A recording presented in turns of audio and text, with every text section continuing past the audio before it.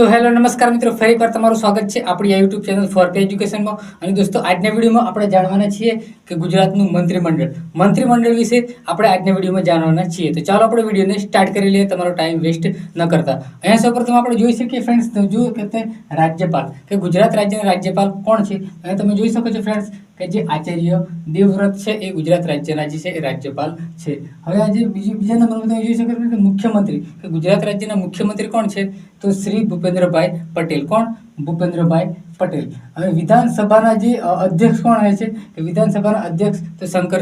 મુખ્ય સચિવ વિધાનસભાના જે મુખ્ય સચિવ કોણ છે, શ્રી પંકજ જોશી. ગુજરાત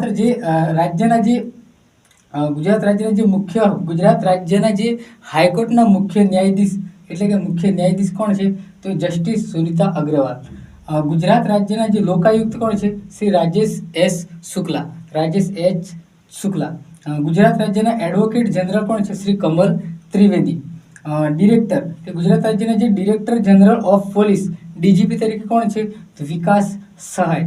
હવે જીપીએસસીના મુખ્ય અધ્યક્ષ શ્રી હસમુખભાઈ પટેલ. જીપીએસસીના મુખ્ય અધ્યક્ષ કોણ, કે હસમુખભાઈ પટેલ સાહેબ છે. હવે ગુજરાત વિદ્યાપીઠના જે કુલપતિ કોણ છે, શ્રી આચાર્ય દેવવ્રત. કોણ? આચાર્ય દેવવ્રત. ગુજરાત વિદ્યાપીઠના જે ઉપકુલપતિ કોણ છે, હર્ષદ એ પટેલ. દોસ્તો, કે ગુજરાત યુનિવર્સિટીના વાઇસ ચાન્સેલર કોણ છે, નિર્જા ગુપ્તા.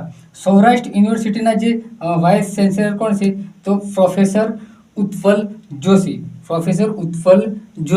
ગુજરાત ટેકનિકલ યુનિવર્સિટીના રાજુલ કે ગજ્જર.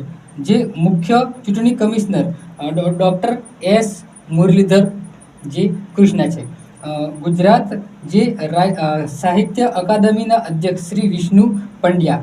ગુજરાતી સાહિત્ય પરિષદના અધ્યક્ષ શ્રી હર્ષદ ત્રિવેદી. તો આ હતા આજના વિડીયોમાં જે ગુજરાતનું મુખ્ય જે મંત્રીમંડળ છે એ આપણે જોઈ લીધું ફ્રેન્ડ્સ. હવે નેક્સ્ટ વિડીયોની અંદર આપણે જ્યારે મળશું ત્યારે જે બીજા આપણે મંત્રીમંડળ જોઈશું અને કંઈક નવું લાવીશું.